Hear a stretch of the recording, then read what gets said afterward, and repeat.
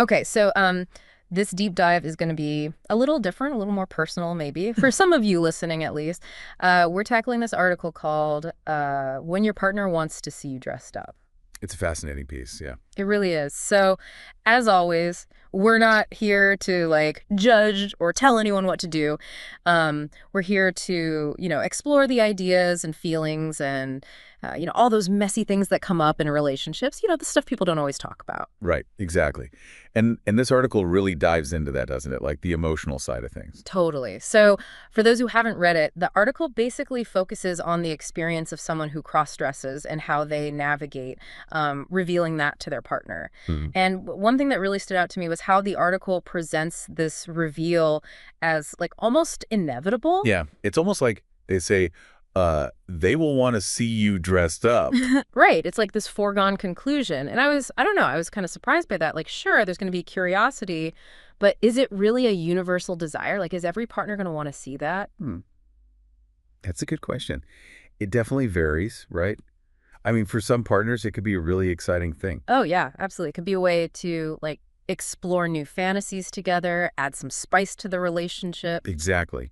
But for others, it could be, well, a little more complicated. Some might need more time to process it or even feel a little uncomfortable. Yeah, and it makes you think about like the level of trust involved. The article even mentions being careful about photos Right. initially, because of the potential for them to be misused, which I don't know, it just kind of highlights the vulnerability of that whole situation. Absolutely. It's important to remember that for a lot of people who cross-dress, it's not just some like fun hobby or something. It's deeply connected to their identity, their sense of self. Oh, totally. So it's like, it's not just about revealing an outfit, it's about revealing a really deep part of who you are, like bearing your soul almost. Right. And that can be really scary. I Yeah. mean, you're basically asking your partner to kind of reevaluate their understanding of you, you know, and the relationship. No kidding. And I imagine that brings up all sorts of fears like, will they still be attracted to me? Will this change how they see me? Those are really normal concerns, yeah. Yeah, I mean, sexuality is complex, and how someone feels about gender expression, it's so personal. There's no one right way to react. so true. So, okay, let's say the partner is open to it. They want to see this side of you. The article talks about making it fun, keeping it lighthearted. Is that like a good approach in your experience? I think humor can definitely help, yeah. The article suggests, like, starting small, maybe involving your partner and picking an outfit, setting a comfortable mood, Hmm. making it feel safe and playful. I like that, setting the mood, like a romantic evening or something. Right. But even then, it's important to remember that, there's going to be deeper conversations that need to happen too. Oh, definitely. Like we said, it's not just about the clothes.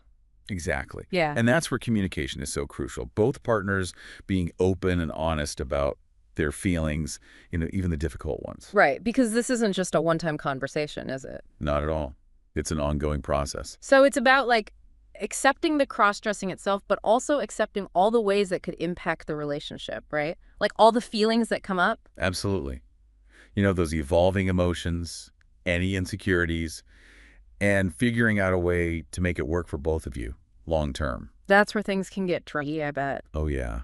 And speaking of tricky, the article tells this story about this woman who sees her partner dressed up for the first time and says, "You look like your mom." Oh my gosh, I remember that. I was like, what? Talk about awkward. Yeah. But it also makes you think, doesn't it? It really does. Like, is it just a funny coincidence? Or is there something deeper going on there? It makes you wonder. And it also reminded me of how the article talks about being upfront about cross-dressing early on in dating, which I don't know, feels tricky to me. Like, how do you balance being authentic with potentially scaring someone away? There's no easy answer to that one. Yeah. Part of it depends on how important cross-dressing is to you, right? Right, right. Like, is it something you feel like you need to share early on Yeah. to be genuine in the relationship? Or is it something that can wait, as you build trust and intimacy? Yeah. And even then, honesty doesn't have to mean oversharing. Right. It's about finding that balance and honestly being aware of your own comfort level too. Like, how comfortable are you with sharing something so personal? Exactly. It's kind of like a dance, Yeah. Both partners need to be in sync. A dance. I like that. Mhm. So, okay, the article ends on a positive note, talking about how this experience can actually deepen a relationship. Yeah, it's not all doom and gloom. I'm curious, when do you see that happening? Like, what makes those couples thrive? Well, in my experience, the couples who really make it work, they have a few things in common. Oh, Open communication is huge, of course. oh, for sure. But also Genuine curiosity from both sides, a willingness to learn, to adapt. And I think a really important part is being able to see beyond the stereotypes, you know? To see the individual, the unique relationship. Exactly. So it's about embracing the complexity, the challenges. But also recognizing that within those challenges, there's the potential for incredible growth and Yeah. intimacy. Yeah. It's about expanding what love and partnership can look like. Wow.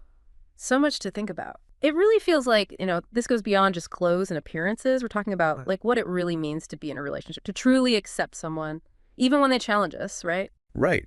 And those parts of ourselves that we, might not want to show, the Ye- parts that we're afraid of being judged for. Exactly. And the more we try to hide those parts, the less connected we feel. It's like the more we can be open and vulnerable with each other, the stronger that connection becomes. Totally. So, okay, let's say someone's listening to this and thinking, wow, this really hits home for me. What advice would you give them? Like, where do they even start? Well, I always say communication is key. Creating that safe space where both partners can talk openly, honestly, without feeling judged, that's huge. Yeah. And it has to go both ways, right? It's Yeah. not just about one person feeling safe to share, but the other person feeling safe to respond however they need to. Absolutely. It's about really listening to each other, trying to understand where the other person is coming from. And sometimes that's easier said than done. Do you Yeah. ever recommend like professional help for couples going through this? Oh, yeah, definitely. A therapist can be a really valuable resource. Someone who specializes in gender identity and relationships. They can help couples work through those tougher emotions and find healthier ways to communicate. It's interesting. The article mentions the fear of changed attraction, but I wonder if sometimes navigating something like this together, it could actually lead to a deeper kind of attraction, right? Hmm. That's such a good point. It's like we were saying before, it's about expanding our understanding of what love and intimacy can be, moving beyond those like surface level things and really connecting on a deeper level. That's like when you can be truly vulnerable with someone and they still love you, that's got to be the most incredible feeling. Right. It's like you're saying, this is me, all of me, take it or leave it. Yeah. And they choose you, all of you. Okay, now I'm getting chills. But seriously, it's amazing how this deep dive started with one article about cross-dressing and, now we're talking about the essence of human connection. It's all connected, isn't it? The desire to be seen, to be accepted, to be loved. That's something we all share, regardless of our individual experiences or identities. So as we wrap things up, I'm curious, what's the one thing you hope our listeners take away from this whole deep dive? That's a tough one. But I guess if I had to choose, I'd say it's this.